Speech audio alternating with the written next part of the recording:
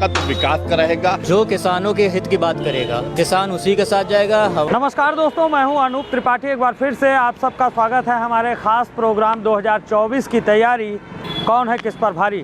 ये जानने के लिए हम पहुंचे हैं उत्तर प्रदेश की राजधानी लखनऊ से सटे हुए बाराबंकी शहर में। इस वक्त हम हैं बाराबंकी में। ये बाराबंकी शहर है, ठीक यहाँ पर आगे हमारे जिलाधिकारी कार्यालय है। और इस वक्त हम हैं ये मशहूर यहाँ की बाराबंकी की मशहूर चाय समोसे की दुकान है बिंद्रा स्वीट्स। यहाँ पर बाराबंकी शहर से ही नहीं, आसपास के ज़िलों से जो लोग आते हैं यहाँ पर चाय ज़रूर पीते हैं और समोसा ज़रूर खाते हैं। भाई साहब 2 मिनट लेंगे आपका। हम थोड़ा सा बात कर रहे हैं 2024 के चुनाव को लेकर। उत्तर प्रदेश में कैसा माहौल देख रहे हैं आप? उत्तर प्रदेश में तो इस समय तो बहुत बढ़िया माहौल है। तो कितनी टक्कर दे पाएंगे उत्तर प्रदेश में अगर हम बात करें 80 लोकसभा सीटों पर? उत्तर प्रदेश में तो बीजेपी ही हर जगह है। गठबंधन कुछ कर नहीं पाएगा? नहीं, कुछ नहीं। अखिलेश की संभावना लोग बता रहे हैं, लेकिन बीजेपी ही आगे। अखिलेश भी मजबूत है। भाई साहब क्या नाम है आपका? मोहम्मद अकरम भाई, क्या लग रहा है आपको? अब अखिलेश यादव इस बार बड़ा मजबूत गठबंधन बना रहे हैं। अगर हम उत्तर प्रदेश की बात करते हैं, 3 दल हैं। राष्ट्रीय लोकदल पश्चिमी यूपी में बड़ा मजबूत है। अखिलेश यादव पूरे उत्तर प्रदेश में है। दूसरा बीजेपी के बाद दूसरा सबसे बड़ा दल है जी। और साथ में कांग्रेस भी है और संभावना है बसपा भी आ जाएगी। अगर आ गई तो फिर क्या लग रहा है, क्या होगा? इंडिया गठबंधन आगे चल रहा है इस समय। 80 लोकसभा सीटें हैं। 80 में से बीजेपी कह रही है हम 80 जीत कर लाएंगे। क्या लग रहा है आपको, कितनी सीटों पर कौन भारी होगा? इंडिया गठबंधन 60 सीटों पर जीतेगा यूपी में। बीजेपी को 20 सीटें। बीजेपी को 20 सीटें। अच्छा, क्या नुकसान हो रहा है, क्यों नुकसान हो रहा है, कहाँ कमी है? योगी आदित्यनाथ की 6 साल से उत्तर प्रदेश में सरकार है और मोदी जी करीब 10 साल से हैं देश में। तो उत्तर प्रदेश में क्यों नुकसान होगा इस बार? सब उत्तर प्रदेश में सिर्फ जात पात पे इलेक्शन हो रहा है। महंगाई इतनी है कि रोजगार है ही नहीं, सिर्फ हिंदू मुस्लिम करना, लोगों को लड़वाना, यही सब चल रहा है। अच्छा, योगी जी कह रहे हैं कि हमने कानून व्यवस्था पे बहुत काम किया है, उत्तर प्रदेश में कानून व्यवस्था बहुत अच्छी हुई। क्या आपको लग रहा है कि वाकई काम हुआ है? योगी जी ने कानून व्यवस्था तो अच्छी की है, उसमें कोई दो राय नहीं। कानून व्यवस्था बहुत अच्छी उनकी है, लेकिन व्यवस्थाएं उनकी मतलब आगे फॉलो नहीं कर पा रहा कोई। योगी जी तो सही कर रहे हैं। विकास के मुद्दे पर कितना काम हुआ? हम अगर अखिलेश सरकार देखें, मायावती सरकार देखें और आप 5-6 साल योगी जी के देखें, तो आपको लग रहा है अखिलेश यादव जी का विकास योगी जी से आगे रहा है। अच्छा, बाराबंकी में इस बार कौन सांसद बनने वाला है? किस पार्टी की जीत? पुनिया कांग्रेस और समाजवादी पार्टी नहीं है। तो बीजेपी नहीं। शुक्रिया अकरम भाई, हम और लोगों से बात करें। भाई साहब क्या नाम है आपका? शब्बर रिजवी। रिजवी साहब, क्या लग रहा है आपको? उत्तर प्रदेश में 80 लोकसभा सीटें हैं और हम माहौल समझने के लिए बाराबंकी आए हैं। आप कैसा माहौल देख रहे हैं यूपी में?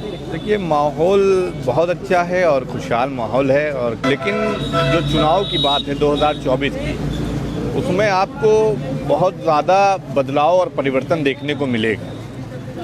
क्योंकि जिस हिसाब से 2004 में चुनाव हुआ और उसके बाद मनमोहन सिंह जी प्रधानमंत्री बने, और उसके बाद फिर 2009 में चुनाव हुआ, फिर प्रधानमंत्री मनमोहन सिंह जी बने, और उसके बाद 2014 में नरेंद्र मोदी जी प्रधानमंत्री बने, और 14 के बाद फिर 19 में लोकसभा चुनाव हुआ, उसमें भी नरेंद्र मोदी जी प्रधानमंत्री बने।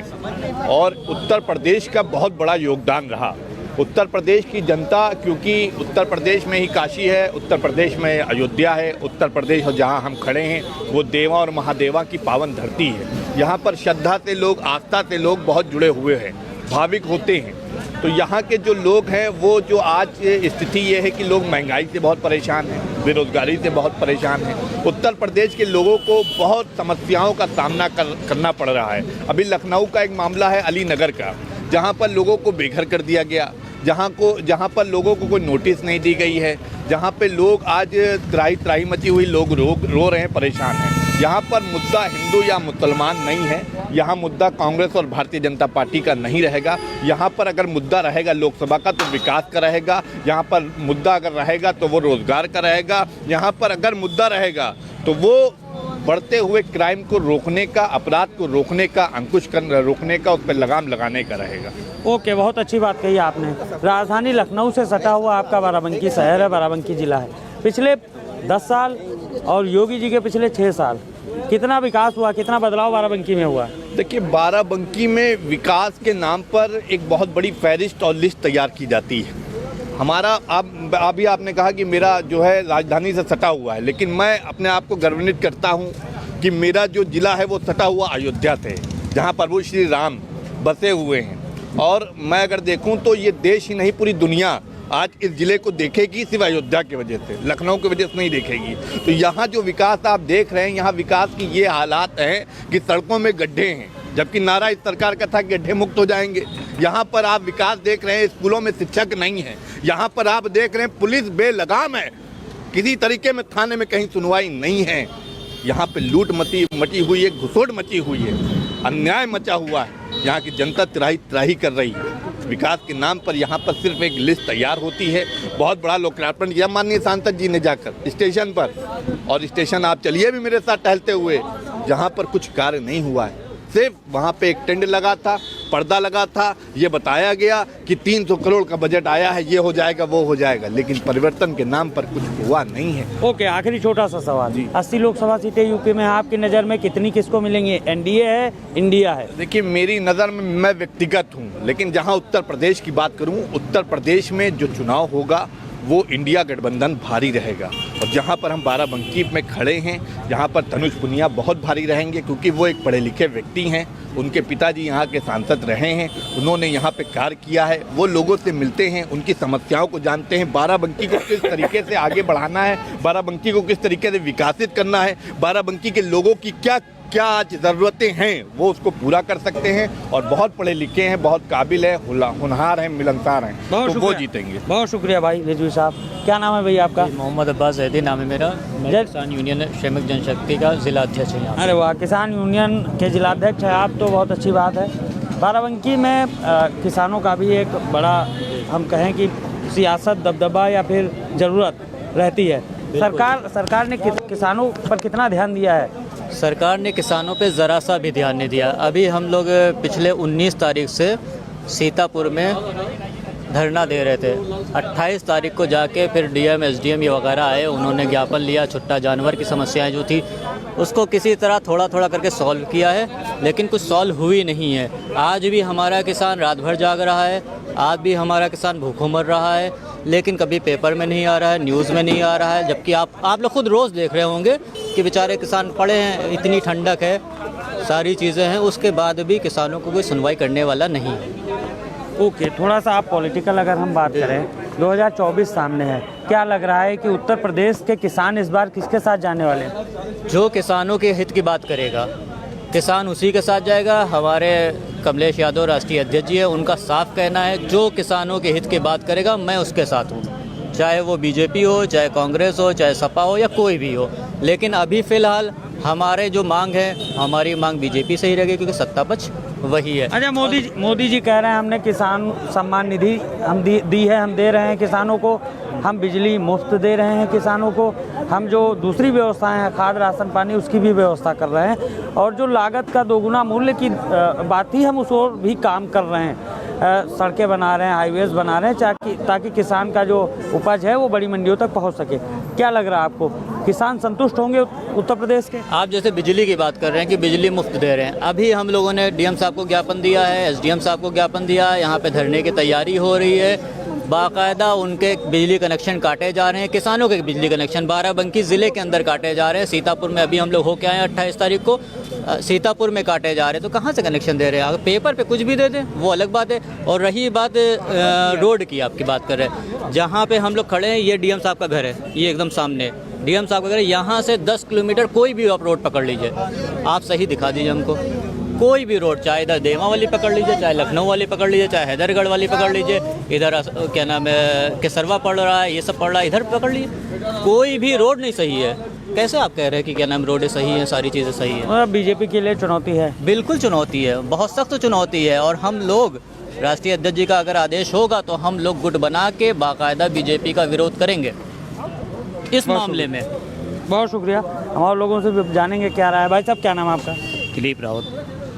दिलीप जी, क्या लग रहा है, बाराबंकी है आपका ज़िला है, आपका शहर है, क्या लग रहा है इस बार उत्तर प्रदेश 2024 के लोकसभा चुनाव में किसको जीत दिलाने जा रहा है? कौन भारी दिख रहा है आपको? भारतीय जनता पार्टी की पुनः भारत में भारतीय जनता पार्टी की सरकार बनने जा रही है। माननीय मोदी जी, योगी जी के नेतृत्व में जिस प्रकार से देश का और प्रदेश का विकास हो रहा है वो बहुत ही सराहनीय है। अब देखिए, कुछ राजनीतिक विषय हैं जो विपक्ष के लोग हैं वो नेगेटिव बातें करेंगे, ये नहीं हो रहा। उन्हें सम्मानित किसानों की बात करिए, सम्मानित 2000 रुपये मिल रहा है, राशन फ्री मिल रहा है। कोई ऐसा गांव बता दीजिए जहां बिजली कनेक्शन ना हो। तो इसलिए भारतीय जनता पार्टी की सरकार बनने, राम मंदिर निर्माण हो रहा है, तो पूर्ण रूप से भाजपा को पुनः देश के लोगों का समर्थन मिलने जा रहा है। बाराबंकी में बीजेपी के ही सांसद हैं जहाँ तक मुझे जानकारी है जी। तो अब इस बार क्या स्थिति दिख रही है बाराबंकी में? नहीं, बाराबंकी में तो ठीक है, वो लॉ एंड ऑर्डर हो, चाहे विकास का मुद्दा हो, अन्य तमाम चीज़ों पर भारतीय जनता पार्टी के द्वारा जिस तरह से काम किया गया है उत्तर प्रदेश और देश में, वो बहुत ही सराहनीय है। हमारे यहाँ भी करीब 25 से 30 रोडें प्रधानमंत्री आवास योजना के अंतर्गत संसन हुए, जिसमें हरक ब्लाक है, देवा है, मसौली है, तमाम अन्य ब्लाक हैं। वो इतनी मानकपूर्ण रोड बनाई जा रही हैं योगी जी के और नेतृत्व प्रशासन पूरी तरह से एक एक काम की मॉनिटरिंग हो रही है। कहीं भी किसी प्रकार का कोई भ्रष्टाचार नहीं, किसानों की कोई अब देखिए एक बात हो, लोग कह रहे हैं कि पशु समस्या है। पशु क्या भारतीय जनता पार्टी ने छुड़वा दिया क्या?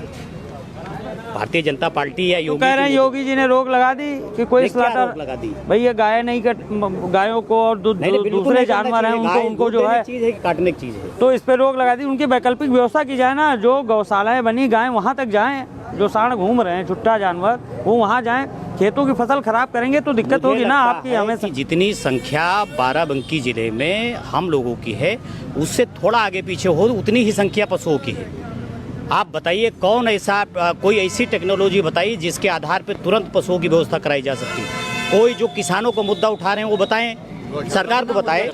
और गौशाला में आप जाइए, सारे गौशाला लेकिन गौशालाओं में एक मिनट, मैं बता रहा हूँ आपको। मेरा नाम मोहम्मद अफजल घोसी, मैं आपको बता रहा हूँ।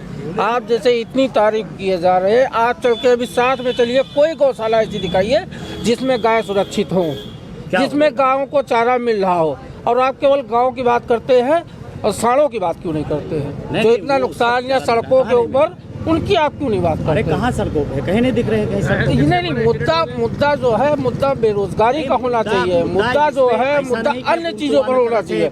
तुरंत आप जैसे बता रहे हैं कि पुनः 2 बार यहाँ पर चेयरमैन रह चुके हैं लाला रंजीत बीजेपी, इस बार बदलाव हुआ। ये देख लीजिए, ये समाजवादी 3 बार लगातार विधायक समाजवादी के यहाँ पर हुए 10 साल से। आप बताइए कहीं। अच्छा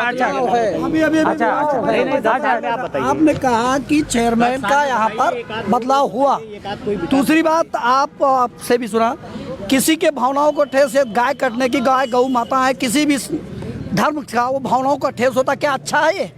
नहीं, अच्छा हो रहा है, ठीक बात है, लेकिन ये बात सही। एक मुद्दा अभी इन्होंने खुद कहा, चेयरमैन अभी भाई साहब ने कहा कि जो है अभी इस इतनी ठंडी में जो है लोगों को समस्याएं हो रही है। चेयरमैन चेंज हुआ, इसके पहले कभी समस्या नहीं होती थी। 5 साल से 10 साल चेयरमैन रहा मेरा भारतीय जनता पार्टी का, लकड़ी या अलाव या किसी की समस्या हुई। अब इस समय समाजवादी पार्टी का चेयरमैन है, समाजवादी हमारे गाँव जितनी भी भारतीय जनता पार्टी की विकास में बोल रही अनगिनत वो जो है विकास करती जा रही है। और भारतीय जनता पार्टी, मैं आपके सवाल का सिर्फ इतना जवाब दूंगा, मैं सम्मान करता हूँ आपकी बात का। मैं गाय कटने के लिए मैंने नहीं कहा, मैं उसको गलत कह रहा हूँ, लेकिन उनकी सुरक्षा व्यवस्था सरकार अगर आपकी है, सत्ता में आप बैठे हैं, तो उसकी सुरक्षा व्यवस्था की जिम्मेदारी आपकी है। अच्छा, क्या नाम है भाई साहब, क्या नाम है आपका? मोहम्मद अफजल घोसी मेरा नाम। अफजल भाई, मोदी जी अभी आए थे 1-2 दिन पहले अयोध्या में, उन्होंने बड़ा कार्यक्रम किया, एयरपोर्ट है, इस रेलवे स्टेशन है, ये सब उद्घाटन किया। उसके बाद वो एक परिवार के घर भी गए जो दलित परिवार था, और इस दौरान कुछ तस्वीरें आई। इकबाल अंसारी जो बाबरी मस्जिद के मुख्य मुद्दाई रहे हैं, उन्होंने भी फूल उठाए, उनका स्वागत किया। क्या लग रहा है, क्या बाराबंकी के मुसलमान मोदी जी को पसंद करेंगे, वोट देंगे? देखिए, मुसलमान कोई नफरत तो रखता नहीं है दिल में, पहली चीज़ ये बता दूं मैं आपको। और हमीद अंसारी जी उनका स्वागत किए, मैं भी स्वागत करता हूं। अगर कोई अच्छा कार्य का काम कर रही है बीजेपी तो मैं उसका सम्मान करता हूं, स्वागत करता हूं। हम यहीं से प्रोग्राम को विराम देंगे। आज 2024 की तैयारी यूपी में कौन है, किस पर भारी, ये जानने के लिए हम बाराबंकी पहुंचे थे। यहाँ पर बाराबंकी की जनता से बात की, लोगों के अलग अलग प्रतिक्रियाएं हैं। तमाम लोग इंडिया गठबंधन को जिताने की बात कर रहे हैं, तमाम लोग एनडीए को जिताने के दावे कर रहे हैं। खैर देखना होगा क्या रिजल्ट होता है। कल हम फिर किसी नई जगह से आपके लोकप्रिय शो 2024 की तैयारी कौन है किस पर भारी में फिर से मिलेंगे।